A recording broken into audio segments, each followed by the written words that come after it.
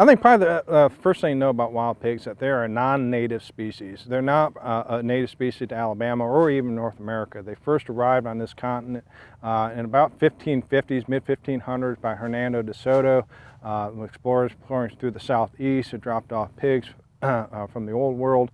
And from there, we've always had pigs in North America, and especially the southeast, but it's been in the past 20 to 30 years where that problem's really gotten out of hand. And a lot of that has been due to the practice back then, 20, 30 years ago, of live capturing, transporting pigs to a new area that didn't have pigs, and they were released mainly for hunting purposes. That's what kind of got us into this big pig problem that we're facing nowadays.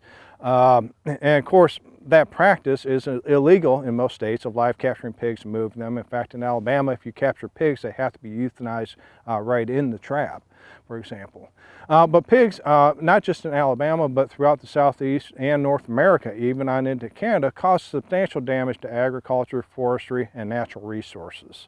That damage here in Alabama is upwards of $50,000 or $50 million per year.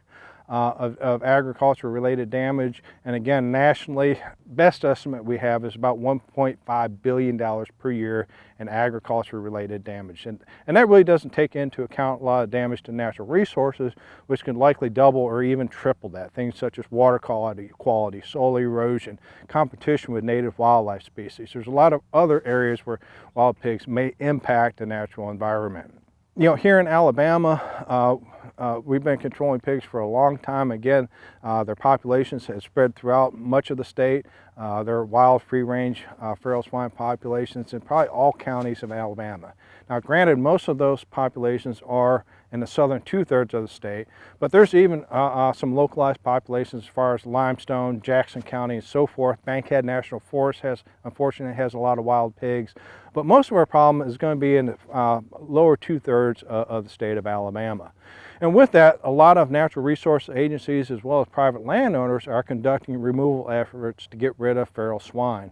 And that kind of brings up the latest program that we have that's sponsored through the Farm Bill is the Alabama Feral Swine Control Program.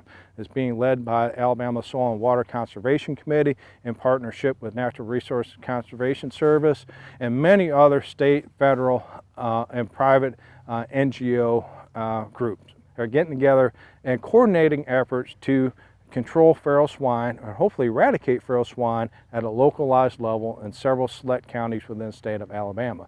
And that's really unique because that's the first concerted effort where we are focusing all of our resources to try and accomplish something on a landscape scale, countywide scale, or a multiple watershed scale of controlling and, if not eradicating, wild pig populations, and therefore reducing damage or eliminating damage that a lot of these producers are incurring.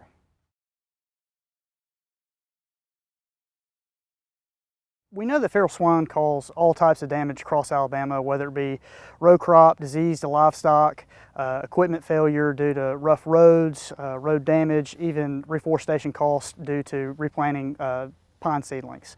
My research will focus on surveying landowners to determine a baseline number of damage on their property and then comparing that to post-management efforts done by Wildlife Services. The end goal of that research is to find a return on investment of the overall feral swine control program to help future policy makers and lawmakers determine how to make changes for feral swine management. So feral pig damage is really varied depending on where you are. A lot of what you see in Alabama is row crop damage, whether they're rooting up corn or cotton. Soybeans is another big crop that's impacted. Another few issues that may not be as widely known, something like brucellosis with your livestock. We know that feral swine are vectors for several other diseases as well. Pseudorabies is a big issue. And something that a lot of people don't talk about is your equipment. Pigs are known to root up a pasture if they find nut grass or anything else like that.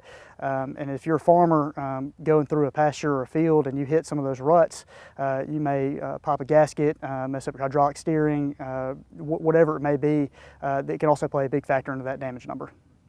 So feral swan damage has been studied in several other states nationally, and conservatively we think that there's over $1.5 billion worth of damage every year due to feral swan.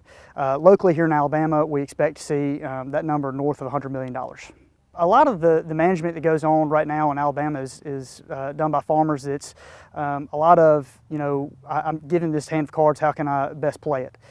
We see across the state a lot of farmers who may be getting hit really hard with their soybean crop, switch to a different crop, or in some cases they don't plant a field altogether, which those of you in the agricultural world know that if you're not planting, you're not making any money. Additionally, time is money, we all know that, and several issues arise when farmers are out having to trap pigs at night. They're spending time, rather than fixing equipment or preparing fields for harvest, they're too busy trapping or killing pigs to make sure that whatever they do get put in the ground is able to come up and make a profit.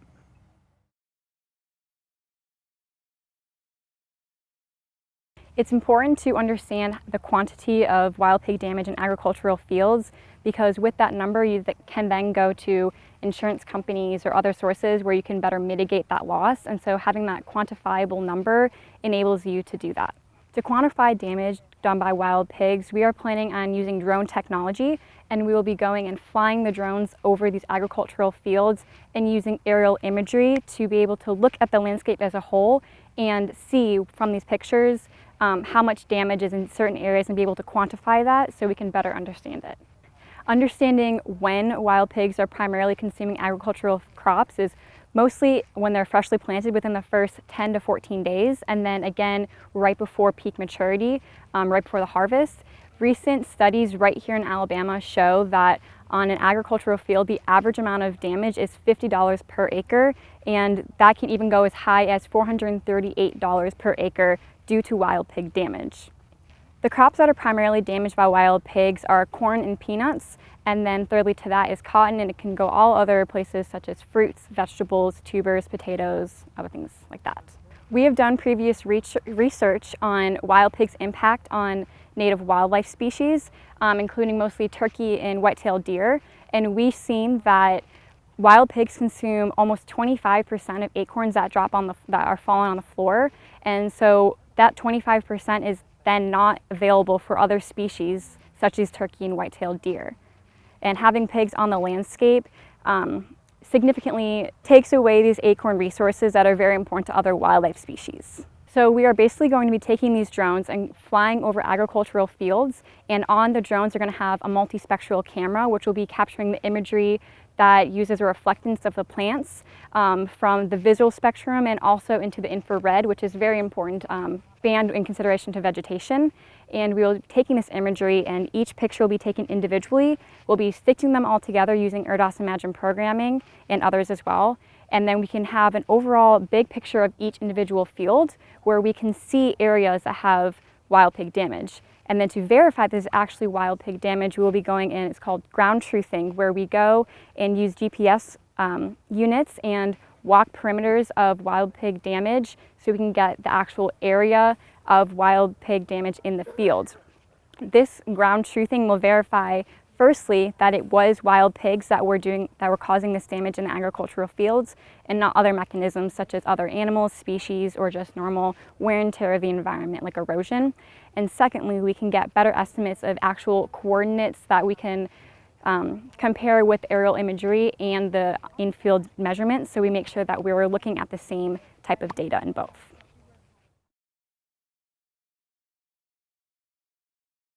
In Alabama, our waterways are important to recreation, and particularly for our farmers, for our livestock and recreational fishing. And so both of those areas are greatly impacted by wild pigs. The nutrient alterations that they do to our waterways in our region can have devastating impacts on both other wildlife as well as public health. And so that can impact you with your children playing in streams as well as your livestock. And so we want to make sure that we get these, get a better understanding of the water quality in the region. So when you're looking at, as far as we know, the wild pigs have done damage as bad as that of urban waterways. And so we definitely want to get those numbers down both to our state and EPA levels. And so we are going to hopefully, by removing all the wild pigs, improve water quality in the area. Part of the Alabama Feral Swine Eradication and Control pilot program, my project is centered on the Gulf Coastal region, as in Baldwin and Escambia County, and the Wiregrass region, which is Houston, Henry, and eventually Geneva counties. And so in those sites, we have 10 sites per region, and we're going to go in and we're going to do some basic chemistry analysis. And so we're going to be looking into particularly into our total nitrogen, phosphorus, dissolved oxygen, and dissolved organic carbon. And we're going to be looking into fecal coliform counts. And so what we're going to be looking for is E. coli in particular, and several other pathogens of concern for both human, wildlife, and livestock concern. We're going to confirm that this is related to wild pigs. It's very simple. We have an eDNA process where we'll send our samples off to the lab, and they'll confirm what host that came from. And in our instance, we're just going to have it sequenced against wild pig DNA. And that way we'll know exactly that it came from Sus scrofa, so the wild pigs.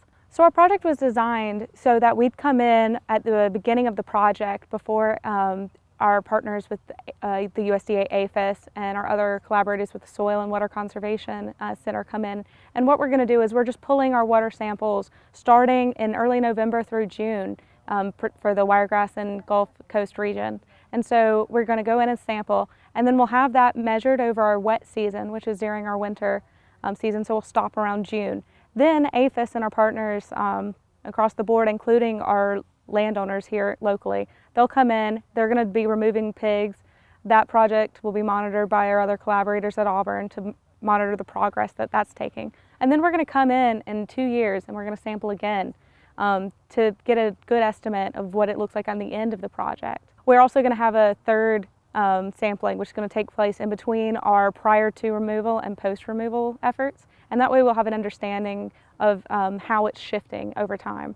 So we had a study by a previous student at Auburn done in Bullock County, and that was about a 5,000 acre property. And we found concentrations of fecal coliform as high as 70,000 CFU per milliliter. I know that sounds complicated, but the EPA's maximum for a single sampling is around 250 CFU per 100 milliliters. So you can see how that's like a very extreme increase in E. coli and fecal coliform found at a site. So that really emphasizes just how bad wild pigs are for our water quality.